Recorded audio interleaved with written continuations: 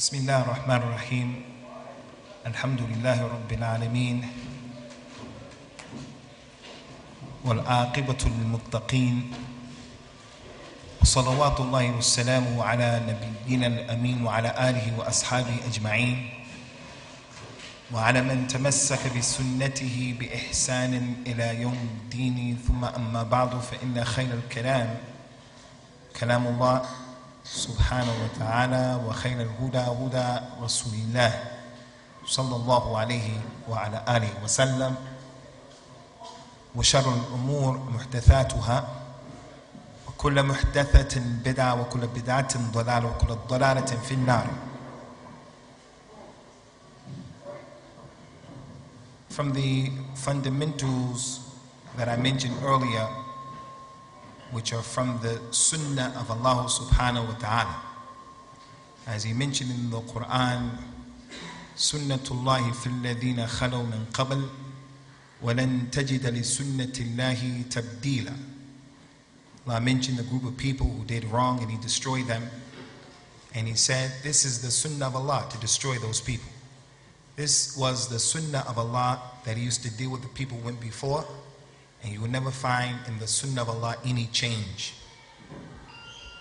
In this universe, Allah has rules and regulations.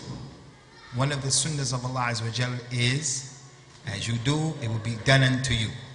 You do good, Allah Ta'ala will do good by you and for you. In tansurullah yansurkum yuthabbit aqdamakum. If you people help Allah, Allah help you, and He'll establish your feet firmly. وَلَا تَكُونُوا كَالَّذِينَ نَسُوا اللَّهَ فَأَنْسَاهُمْ أَنفُسَهُم. Don't be like the people who forgot about Allah, so He forgot about them. As you do, it's going to be done unto you. That's the Sunnah of Allah Azza wa Jal. We mentioned some other Sunnahs earlier. One of the Sunnahs of Allah that I want to mention right now, before I even begin, and I hope you brothers continue to take this with you because it's important. One of the Sunnahs of Allah Azza wa Jal is the importance that we should place upon learning the simple and easy forms of knowledge before we learn the more complicated forms of knowledge.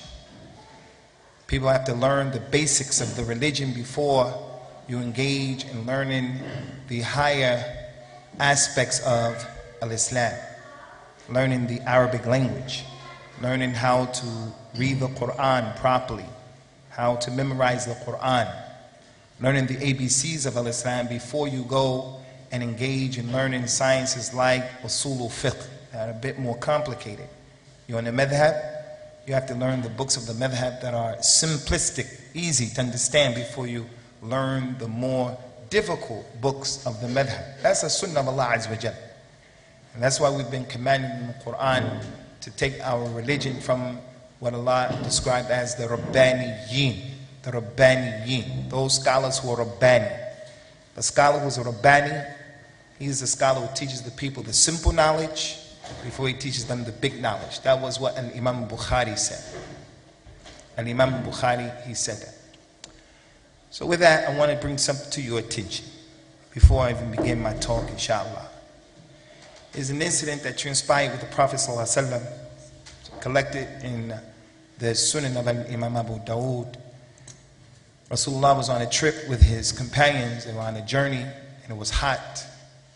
So he was sent as a rahmah to the people. He wasn't sent to make things difficult upon the people.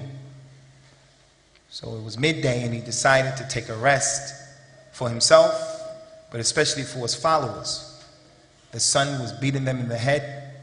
They had a long way to go. So he decided to pitch his camp in this particular place. When everyone stopped at that place, people got in where they fit in. Everyone went to a place that he perceived as being a comfortable place for him, seeking refuge from the sun, the heat of the Arabian sun. The Prophet ﷺ looked out of his tent and he saw the people were all over the place. Some people over there, some people over there, some people here, some people over there. He took his head out and he said to the people, sallallahu alayhi wa sallam, radiyallahu anhum ajma'een, mali arakum izin, inna tafarruqukum hadha لمن الشيطان So what is this that I see you people divided amongst yourselves like this? He's over there, he's over there, he's over there. He said, this division and this way of sitting is from the shaitan. The narrator of the hadith is Kunya's Abu Tha'laba al-Khushani.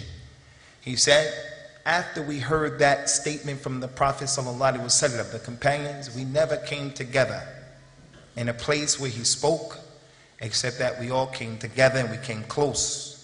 To the point if you threw a blanket out, the blanket would not hit the floor because it was going to hit the people who were sitting there.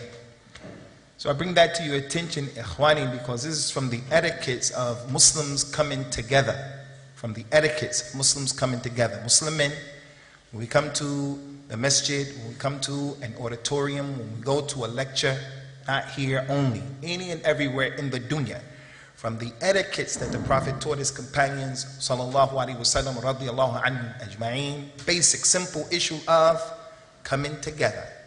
And in coming together, there are a lot of social and psychological benefits. Now is not the time to explain that. Now is not the time to explain that. But I want to bring to your attention that the way we're sitting right now, Islamically, is not acceptable. It wasn't the way of the Prophet and his companions. The way that we're sitting right now is not the sitting that Allah Azza wa Jalla loves. So if you can, come forward and fill in the blanks and get as close to one another as possible.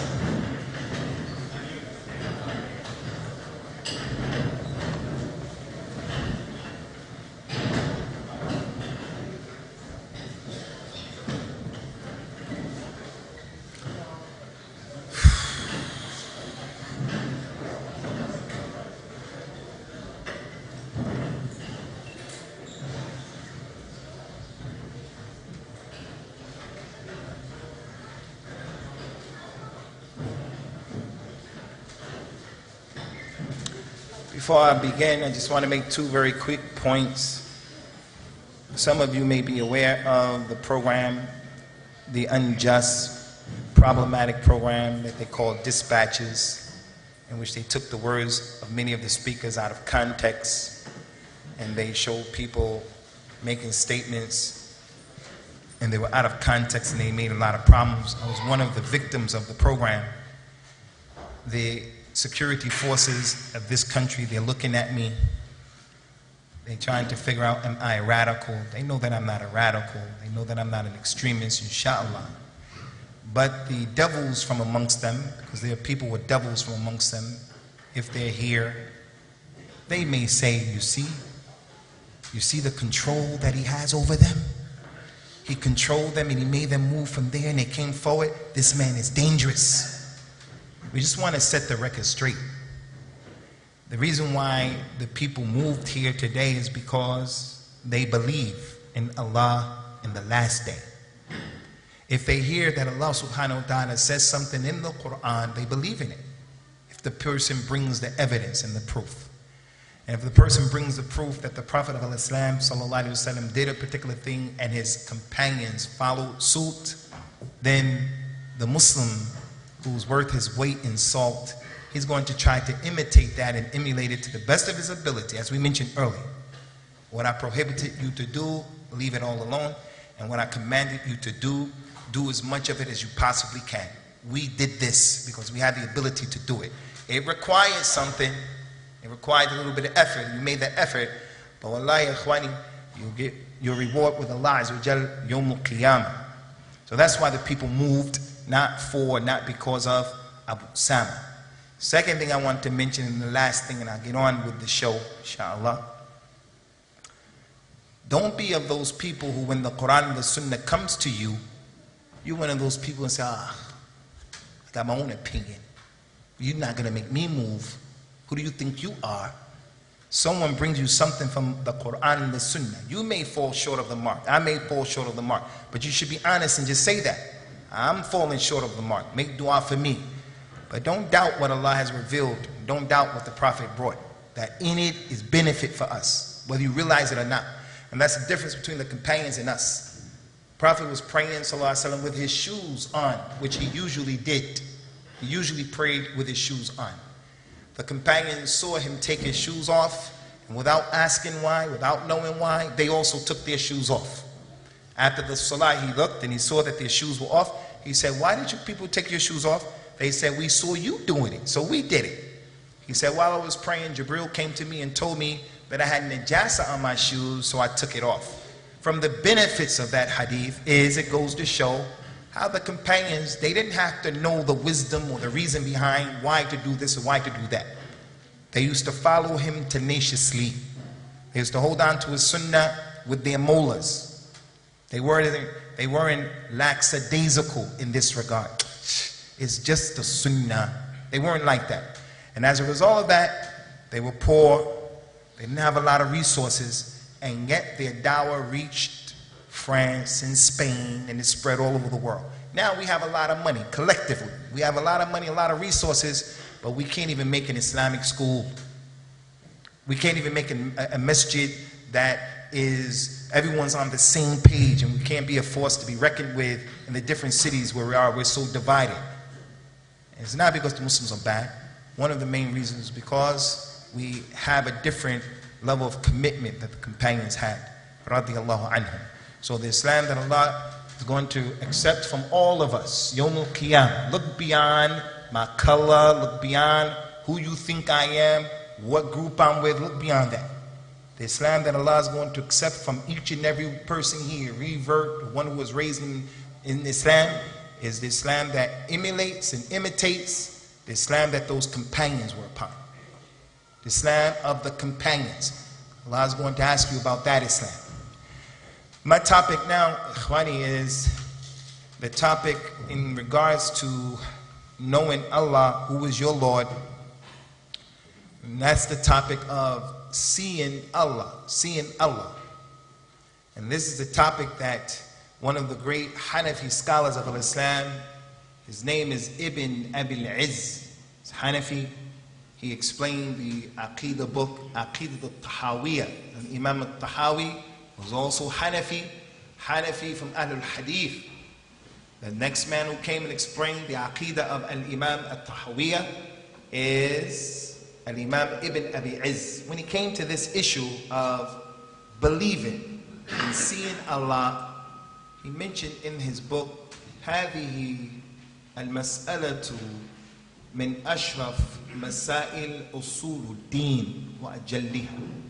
This issue, he said, a scholar of Islam, this issue of seeing Allah, the belief that we have to have, that people will see Allah Azza wa Jal, is one of the most noble and one of the most illustrious topics in the fundamentals of the religion.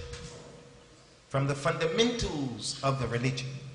Many people, they say, I believe in Allah, but we think believing in Allah is just that, a kalima. I believe in Allah, and that's it. But there's a lot connected to believing in Allah. You have to believe in what He does, what He doesn't do, where He is, where He isn't.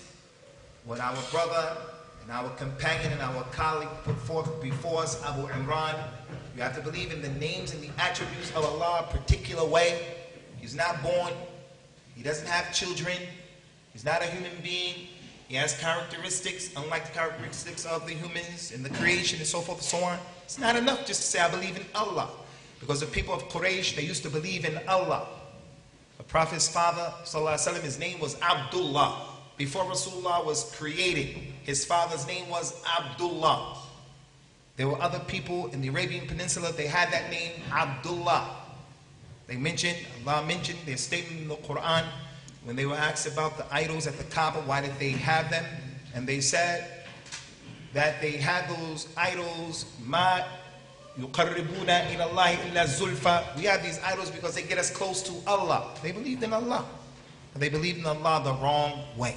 Believed in Allah the wrong way. So the point is, you just can't say you believe in Allah without believing in the many details that come to us in our religion. And they are many, many. Part of our belief in Allah is believing what He established in the Quran and what the Prophet established in the authentic Sunnah, sallallahu alaihi wasallam, and that is that the people will see Allah. Certain people will see Him, and certain people won't see Him. I'm bringing this to your attention, Ikhwani, not as brothers, not as a technical piece of information, But I'm bringing this to your information because it's from the fundamentals of the religion, from the usulul deen, the basics of the religion. Scholars used to put this in their books. There's not a book of hadith, Sahih Bukhari, Muslim, Abu Dawud, Tirmidhi, Nasai, Ibn Majah, Muwatta of Imam Malik. There's not a book of hadith except that this issue is in there. All of the books of Aqidah, all of them, they bring this issue. And the people of Al-Islam, they believe that certain people will see Allah and so certain people won't see Allah. So I want to bring this to your attention because it's connected to the topic. I want to bring this to your attention so that you'll understand the issue correctly, because from the fundamentals of the religion. And I want to bring this to your attention in the hopes that we'll be encouraged and inspired to do the things to make us of those people who we get an opportunity to see Allah subhanahu wa ta'ala. As you'll see, the reward of it is tremendous. Before explaining the issue, there's one very important, vital thing that I have to mention to you at the top of the list. You have to buy into this and get your head around it, and that is, no human being, no Rasul, no Nabi, no human being has the ability to see Allah in this dunya. Rasulullah sallallahu alaihi wasallam, Musa, Isa, no human being has been created with the ability to see Allah subhanahu wa ta'ala. It's impossible. Why is that important?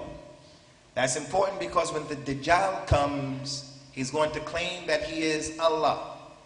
3 years before the Dajjal comes, the Prophet says, sallallahu alaihi wasallam, in the 3rd year before he comes, the sky is going to hold back 1/3 of its rain, and the earth will hold back 1/3 of its vegetation. The 2nd year before he comes, 2/3 will be held back from the sky and the earth. The 3rd year, no rain and no vegetation. He's going to come out and the people are going to be in that condition. They're going to be hungry. They're going to be in a drought. They're going to have problems. People are tricked in their religion with lesser in degree of what the Dajjal has. People sell their religion now for a miserable price. And they don't have a fraction of the tricks that the Dajjal has. They don't have a fraction of it. He will come to the people in that condition. The Prophet told us, sallallahu alaihi wasallam, he'll go by a group of people, he'll have the ability to travel throughout the earth, and he'll travel by the speed of the rain being pushed by a strong wind. No one can kill the Dajjal. Umar radiallahu anhu, he wanted to kill the boy Ibn Siyad, who they thought was the Dajjal. He said, Ya Rasulullah, let me kill his boy. Rasulullah said, you'll never be able to do it. You'll never be able to do it. Only one person can kill him. Who is that person? That's the only person who can kill him. No one else has the ability. You go to grab him, he'll leave this place and he'll be in Mogadishu in Somalia. That quick. Some people who don't have belief in Allah, they think you guys are crazy. You believe in that kind of stuff? Wallahi, we believe in that. That's our religion. We believe in that. Rasulullah said it, we believe in it. That's what he said. The Dajjal will come to a city, and in that city, some people have iman and they'll disbelieve in him. They'll say, you're the Dajjal. We see the word kafir on your head. You're claiming that you're Allah. You have all of the telltale signs. We know that you're not Dajjal. As a result of that, they're going to have more problems in the place where they live. The rain won't come down, no vegetation. He'll go by another group of people. He'll say, I'm your Lord. They'll say, we believe in you. As a result of that, the rain will come down. The vegetation will come out. Their animals are going to give birth to babies. The animals that are there are going to become fatter.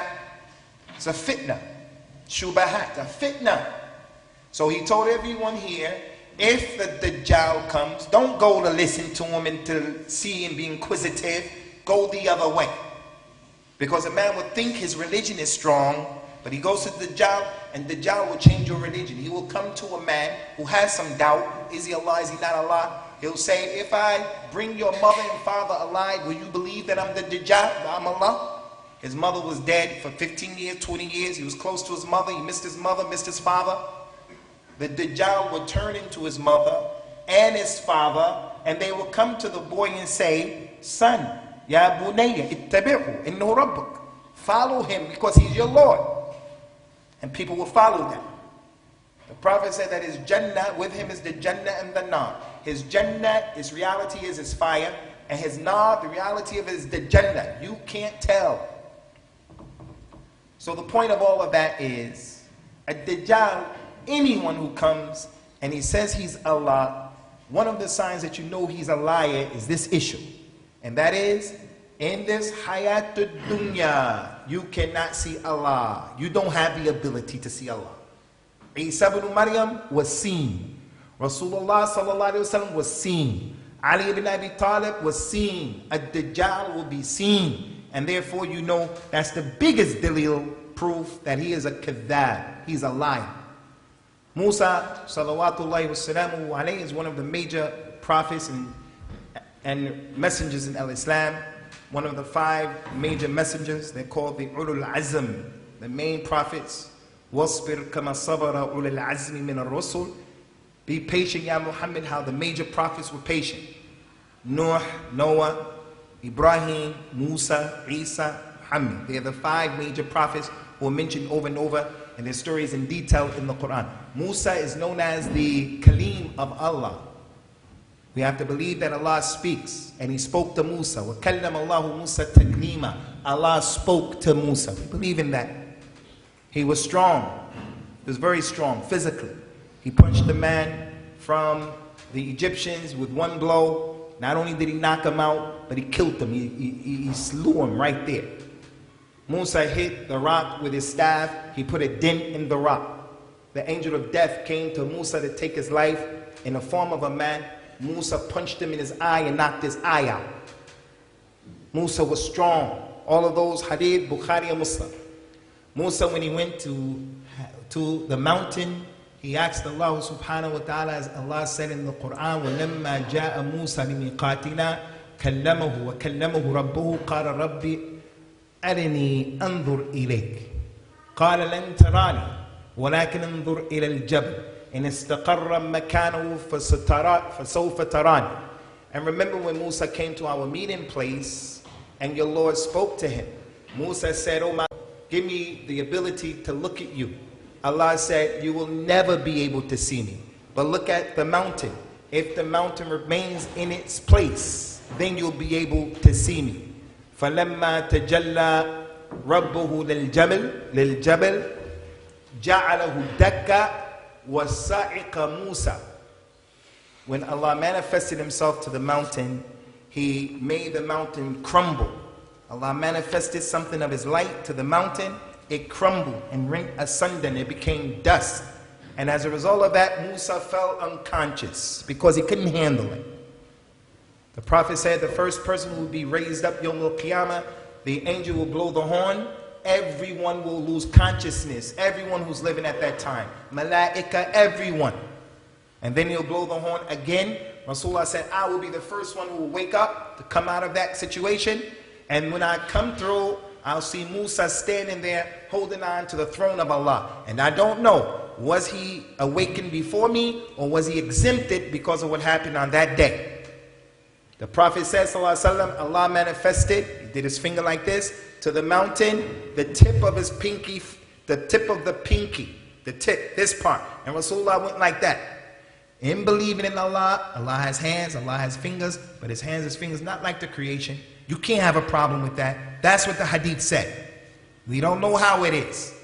He manifested this much and it caused the mountain to rent asunder. Musa fell out. The point is, a Dajjal can't be Allah because you will be able to see him. You will be able to see him. By Yawm al-Qiyamah, the people will be able to see Allah. Yawm al-Qiyamah, the believers will be able to see Allah. And not only will they be able to see Allah, but it's something connected to that that we want to bring to your attention. So the first point, ikhwani, in this dunya, anyone who comes and claims that they are Allah, or if it is claimed to you, as some of our young people are told from the Asian community, and other than that, certain individuals are Allah reincarnated. Allah reincarnated. No one can see Allah. No one's created from the nur of Allah. No one knows all of the knowledge of Allah. Allah doesn't have sons, doesn't have daughters, none of that. All of that is from what the Kuffar of Quraysh used to believe, that the angels were the daughters of Allah. Allah married the jinn, And between the jinn and Allah came the angels, the daughters of Allah. As it relates to Yawm al-Qiyamah, people will be able to see Allah who believe in Allah. As he mentioned in the Quran in Surah Qaf, Allah Ta'ala mentioned, وَمَا يَشَاءُونَ إِلَّا أَن يَشَاءَ اللَّهُ. Or he mentioned in the Quran, وُجُوهُمْ يَوْمَئِذٍ نَاظِرَةٌ إِلَى رَبِّهَا النَّاظِرَةٌ. On that day, the faces of the believers will be illuminated. They will have light on them. The light will be a result of their iman. The light will be as a result of the wudu that they used to make. The light will be as a result of the prayers, the salat that they used to do. Wajib salat and other than that. On that day, their faces will be illuminated and they'll be looking at their Lord. They will be looking at their Lord, able to see Him. He subhanahu wa ta'ala mentioned in another ayat of the Quran, لَهُمْ مَا يَشَاءُونَ فِيهَا وَلَدَيْنَا مَزِيدٌ. In Surah Qaf, he said that the people in the Jannah, they will have whatever they want in the Jannah, and we have a mazid. I think this word is Urdu word. It's found its way into the language of most Muslims. Ziyada, Yazid.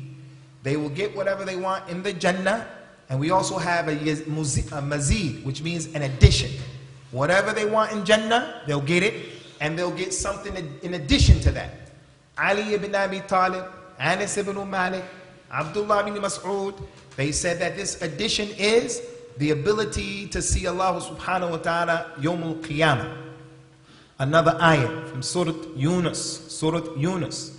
Allah ta'ala said about the believers, لِلَّذِينَ أَحْسَنُوا الْحُسْنَى وَالزِّيَادَةِ. For those people who believe, they will get al-husna and they will get the ziyada. The Prophet, after reading this, he said a tremendous hadith. This hadith, which has been collected by the Imam Muslim, قال صلى الله عليه وسلم إذا دخل أهل الجنة الجنة وأهل النار النار نادى مناد يا أهل الجنة أن لكم عند الله موعدا ويريد أن ينجزكموه قالوا وما هو أن لم يثقل موازيننا ويبيض وجوهنا ويدخلنا الجنة ويجرنا من النار ثم يكشف عن الحجاب فينظرون فما أعطاهم شيء أحب إليهم من النظر إليه وهي الزيادة. Prophet, after reading this ayat in Surah Yunus, those people who believe, they will get the husna. Al-husna is Jannah. They will be in the Jannah. And they will get the ziyada, the addition. After reading that, the Prophet said, Yawm al-Qiyamah, when the people of Al-Jannah go into the Jannah, and the people of the hellfire go into the hellfire, a caller will call out, and he will say, O people of the Jannah, you have a promise with your Lord that He wants to fulfill and He wants to give it to you. The people of the Jannah will say, and what's that promise? We have everything that we want. Didn't Allah make our scales heavy on this day? Something we have to believe in, the scales. That your deeds will be put in the scales. Didn't Allah illuminate our faces and cause our faces to be white on this day? Because of iman, because of salah, because of wudu, because of the truthfulness that a person had with Allah. Didn't Allah put us in the Jannah and save us from the hellfire? At that point, Allah Ta'ala will remove the hijab. He will remove the hijab that is between Him and them. And that would be the greatest reward that Allah Ta'ala has given to the people of Al-Jannah. And then the Prophet said, and that is the ziyada of the ayat in Surah Yunus. So when the people go to the Jannah, like Rasulullah sallallahu alaihi wasallam, he will be in the Jannah al-Firdaus, best part of the Jannah, highest level of the Jannah. And it's possible that anyone here can be from the people who are close to him, sallallahu alaihi wasallam. Anyone sitting here. We have to get out of our heads this concept of there are some special people. The Malvi Sahib, he's different and he has some special abilities. So if someone gets sick, I have to go to the Imam or the Malvi Sahib and he has to read on me and do ruqya. You could do ruqya on your own self. Your mother can do ruqya on you. That man may be in the hellfire and you may be in the Jannah al-Firdaus. Only Allah knows. Nothing wrong with having a good opinion about people, but this thing about he's a special person and I'm not that good, No, you can do ruqya yourself.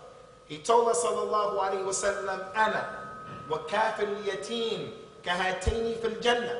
I, sallallahu alayhi wa sallam, will be with the one who takes care of an orphan and will be like this in the Jannah. So if you take care of an orphan, your sister's child died, the father of a child dies who's connected to you. He's an orphan. If he loses his father and he's an infant, he's small. You take that child and you take custody of him and you raise him up. You'll be like that with the Prophet ﷺ in Jannah. Although you know your situation. You may not be the most righteous person. So anyone can be close to him if Allah Ta'ala gives him that blessing.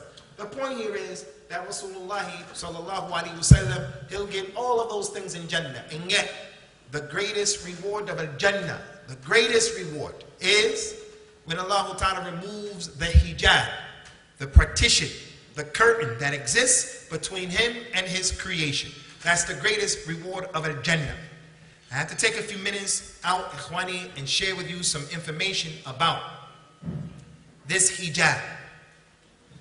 This hijab. Prophet told us about the hijab of Allah subhanahu wa ta'ala. لو كشف عن حجابه لأحرقت سبحات وجهه ما انتهى إليه بصره من خلقه.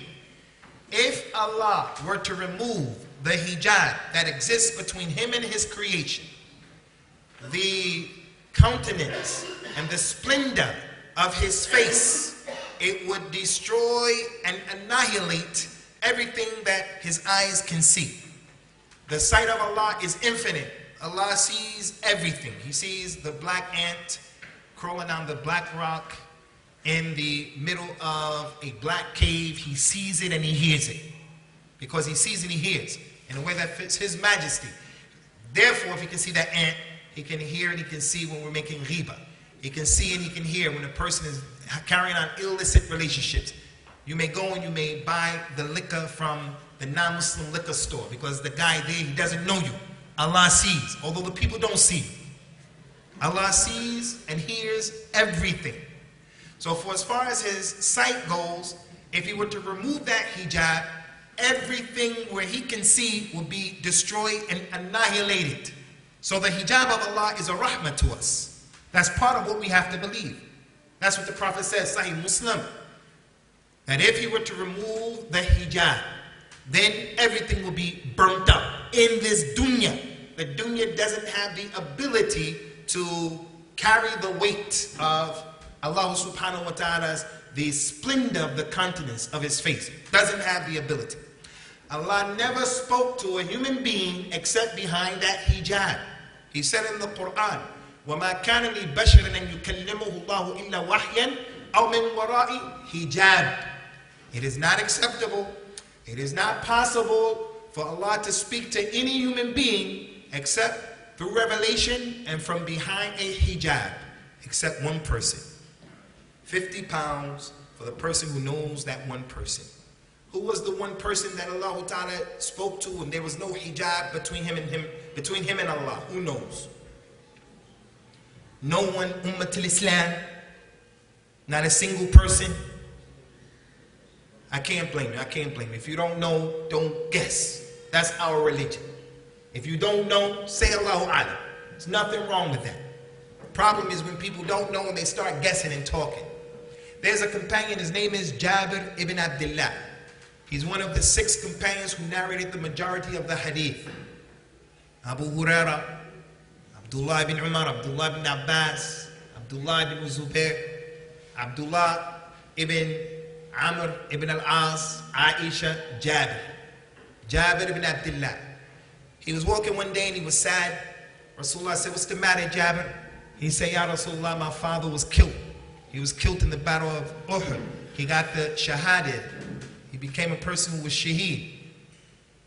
Rasulullah said, "Should I not tell you of what transpired and how your father met Allah?" He said, "Tell me." Rasulullah told him, sallallahu alaihi wasallam, that there was never a human being except that Allah spoke to him from behind a hijab. Every human being, from Adam to every human being. He said, except your father. Allah spoke to your father directly. And Allah said to your father, wish, hope whatever you want, tell me, what is it that you want? Your father, Abdullah, said, oh Allah, what do you people think he said? We have one brother raise his hand. Before we ask that brother what he said, he didn't say, oh Allah, send me back, let me get the collection, Michael Jackson's collection of all of the music that he had. Let me get all of the money Michael Jackson had, or put the debt on the side. He still has $1 billion worth of property and other stuff. He didn't say, let me get a plasma TV, the latest plasma TV. Let me fix up my kitchen. Let me get the nicest car. He didn't say anything like that. What did he say, brother? He said, oh Allah, all I want is that you give me the chance to go back to the life, back to the dunya, so that I can be killed again for your cause. Which shows the importance of the shahada in al-Islam, the importance of jihad in al-Islam, the correct jihad, the jihad of Islam, not the fasad, not fasad and fitna that we see going on in this country, and other than this country, the jihad of Islam. I just want to go back so I can come back, get killed, and get this reward again. Allah said, has it not reached you that I have written and legislated, anyone who leaves it is not going back? Once you leave, that's it. Now is the time to do the works while you're living, while you're young, while you're here. Now is the time to fast, to pray, to make tawbah. Now is the time. Because once you check out, then that's it. No more opportunity. No one is coming back. No one. It doesn't happen. Isa ibn Maryam, special situation. He didn't die. Ma qataluhu wa ma salabuhu. They didn't kill him, nor did they crucify him. So he's not dead. Allah said, don't you know I legislated that anyone who leaves it is not going back? He said, ask for something else. He said, then I ask of you, my Lord, that you inform the people who are still there in the Jannah, let them know of the reward that I'm receiving as a shaheed. So Allah Ta'ala said, okay. He agreed. And then he revealed the ayat in Surah Al-Baqarah. لا تحسبن الذين قتلوا في سبيل الله أموات بل أحياء عند ربهم يرزقون.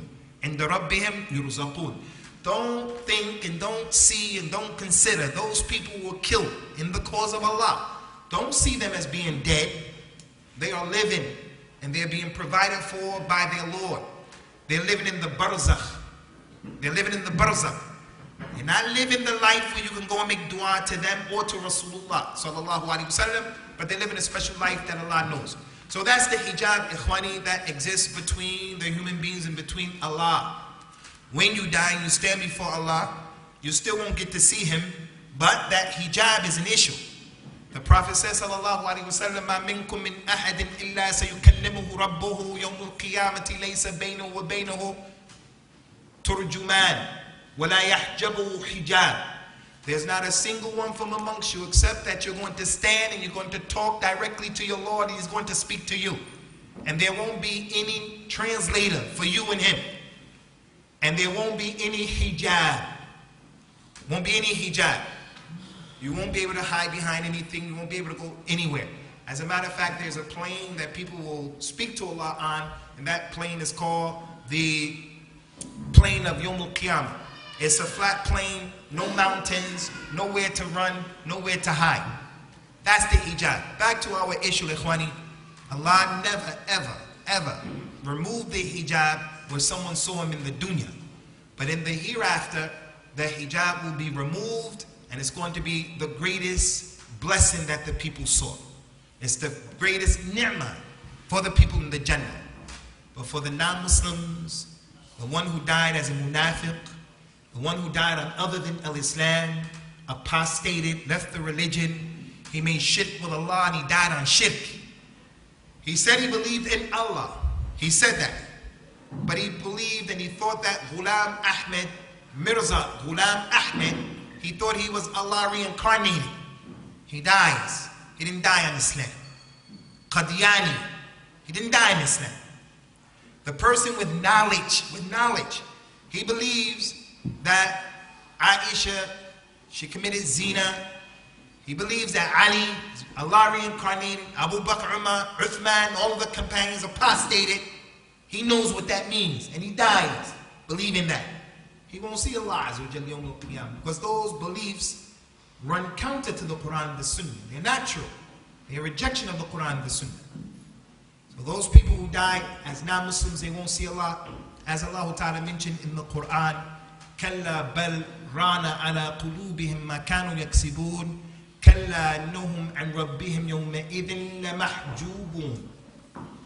Allah Ta'ala mentioned in the Quran that the people who do sins and they make mistakes, non-Muslims, their heart becomes black and black and black and black and black. It continues to becomes totally black as a result of what they used to do.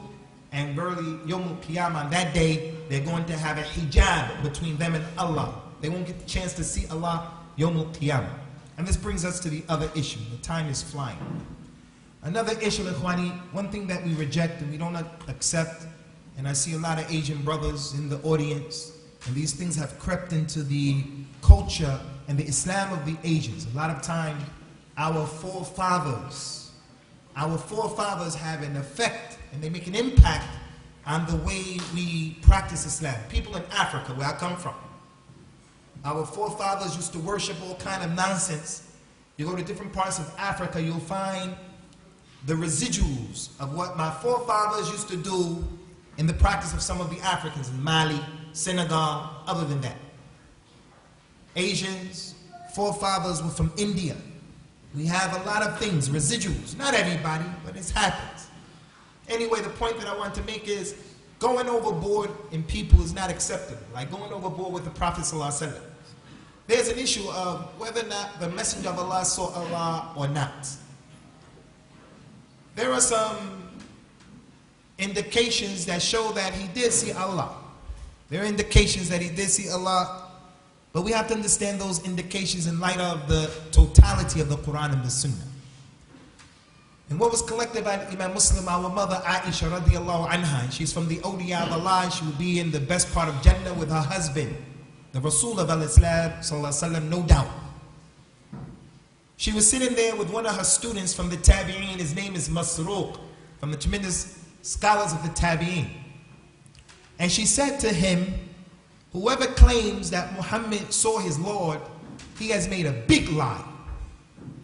He made a big lie. Whoever claimed that and believes that Muhammad saw Allah, he has made a big lie. Because she heard that Abdullah bin Abbas was telling the people that Rasulullah saw Allah. Ikhwani. If you look in fiqh, how to pray, how to read, this, that, there's ikhtilaf between the scholars, between the companions. There's some differences of opinion, and we have to learn how to differ with one another. But in the Aqidah of al-Islam, there are only 3 or 4 issues that the companions had ikhtilaf in. Only 3 or 4. They differed. Will the dead person be punished because of his relatives who are screaming and crying? Some say yes, some say no. They had a difference in the Dajjal. Who was it? Some of them said that that boy Ibn Sayyad was Dajjal. Some said no, he wasn't the Dajjal. Some thought even after the death of Rasulullah, this boy is the Dajjal. Some of them used to say, Wallahi, he's the Dajjal. They had ikhtilaf in that. The companions had a difference, ikhtilaf, in this issue. Did the Prophet see Allah or not? You're not going to see a lot of ikhtilaf. Did Allah have a hand? Does Allah come down? Does Allah speak? Does Allah laugh? Is Allah shy? They didn't have that ikhtilaf.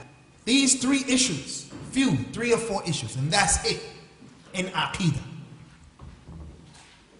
Aisha heard Abdullah bin Abbas was saying, Rasulullah saw Allah. She said, my hair is standing up on the ends. Someone will say that. Anyone who says that the Prophet saw Allah, he has made a tremendous lie. Masruq was there, he said, O mother of the believers, Ya al-Mu'mineen, take it easy, take it easy. She's the sheikh, she's the scholar, she's the mother. When he perceived the sheikh, the teacher, the scholar saying something incorrect, he had etiquette, he had respect, but he wanted to bring her attention to something. He said, take it easy.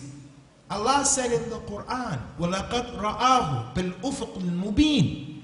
Verily he saw him in the clear horizon. And Allah also said, Ya al-Mu'mineen, with respect to the shaykh, to the scholar, to the mother, to the teacher. Allah also said in the Quran in Surah Al-Najm, وَلَقَدْ رَآهُ نَزْلَةً أُخْرَى عند السدرة الأولى عند السدرة المنتهى. He saw him another time at the lotus tree. Aisha said, no, you take it easy. The Prophet told me, sallallahu alaihi wasallam, Sahih Muslim, the Prophet told me that he saw Jibril, that these two ayahs are referring to Jibril, and that he saw Jibril only 2 times in his real way. And it was on these 2 times. Jibril came to him at this time with the 600 wings, and he filled up the distance between the horizon. So Aisha understood that the ayat was referring that Rasulullah ﷺ saw Jibril, and the ayat is not referring to the fact that the Prophet ﷺ saw Allah. The ayats are referring to Jibril. But it is, as I mentioned, a point of differences, and that is because the Prophet came out to his companions after he did the Isra wal Mi'raj, when he was taken from Mecca to Bayt al-Maqdis. From Bayt al-Maqdis, he went to the 7th heaven, and then he met with Allah. When he came back, they said, what did you see? He said, Ra'aytu Rabbi al-Bariha. I saw my Lord yesterday. They said, how would he look? How did he look? He said, Nurun anna ara. It was light. How can I see? That's an authentic hadith. He said, I saw my Lord yesterday. So how do we understand the issue, Ikhwani? The Prophet ﷺ was living. He didn't see Allah with the naked eye. He saw Allah subhanahu wa ta'ala with his heart, as there are 2 types of seeing in Islam. There's the seeing of the eyes, and there's the seeing of the heart. Allah Ta'ala's Prophet ﷺ saw Allah Azza wa Jal with his heart. Allah gave him that ability, and he didn't see the reality of the essence of the way Allah Azza wa Jal is. But Yawm al-Qiyamah, he, more than anyone else, will get the ability to see Allah subhanahu wa ta'ala. In regards to this issue and every other issue, I encourage you brothers to understand, and you sisters as well, that you're not responsible, and it may not be your job to come here one day and to give a talk to somebody, or to give the Friday khutbah. Maybe Allah didn't make that obligatory upon you, and maybe that's not something you're even thinking about. But one thing you have to do is, we all have to come to learn our religion, the basics of the religion. And what I mean by the basics of the religion here are the issues that are connected to the usul of the religion, things that are connected to our aqidah. So that Yawmul Qiyamah, or before that, in the grave, when the person is asked, who is your Lord? He can answer correctly. He's not like the people of Quraysh who made crazy statements about Allah subhanahu wa ta'ala. They believed in Allah. But yet, Yawmul Qiyamah, they're going to come and say, I don't know who my Lord is, because they made shirk with Allah. They called on other than Allah. They thought that they were intercessors other than Allah. They thought that people have powers and abilities other than Allah. No one has power, no one has ability except Allah. Even Rasulullah, for all of his level, for all of how he is, he doesn't have any power. And we've been taught this in so many lessons of the Quran and the Sunnah. He, sallallahu alaihi wasallam, in the battle of Badr, the people hit him in his tooth and knocked his tooth out. They hit him in his head, they split his head. He said, كَيْفَ يُفْلِحُ قَوْمٌ شَجُّوا نَبِيَّهُمْ. How can a group of people ever be successful? They broke their prophet's head. They broke the prophet's head. The Salatul Fajr the next day, in the Salat, he started making the qunut, in which he made dua against the leaders of Quraysh. He was asking Allah to curse some of the people of Quraysh who broke his head and broke his tooth. Allah Ta'ala revealed the ayah of the Quran, لَيْسَ لَكَ مِنَ الْأَمْرِ شَيْءٍ أَوْ يَتُوبَ عَلَيْهِمْ أَوْ يُعَذِّبَهُمْ.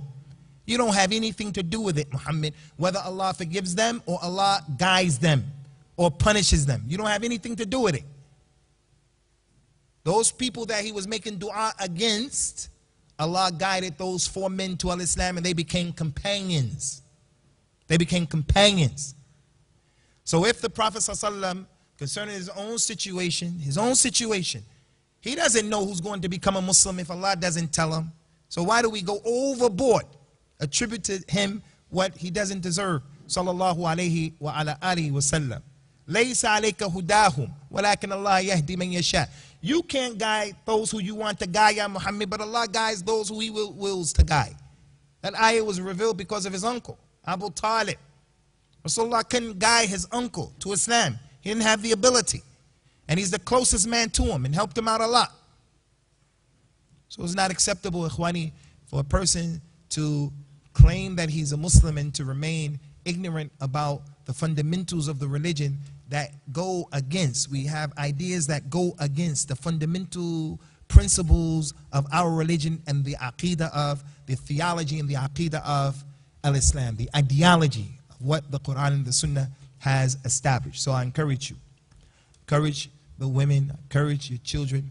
We have to take the time out to come to learn the religion of al-Islam to the best of our ability, put a lot of focus and a lot of emphasis on the basics of the religion, the ideology, who Allah is and who Allah isn't, what He does and what He doesn't do, all of those things that we have to believe in, connected to Yawmul Qiyamah, all of those things that we have to believe in, connected to what is in the unseen. And there are a lot. If you leave yourself and you don't study and you don't learn at all, then what will happen is you may become one of those people who he's worshiping Allah and he's just worshiping Allah just based upon his whims. وَمِنَ النَّاسِ مَنْ يَعْبُدُ اللَّهَ عَلَى حَرْفٍ. He's not really worshiping Allah the correct way, on the whim only.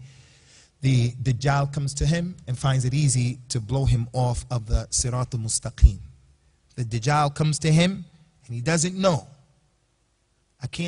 It's impossible for me to see Allah. I don't care how many tricks you have. I don't care how many tricks you have up your sleeve. You bring anybody back to life.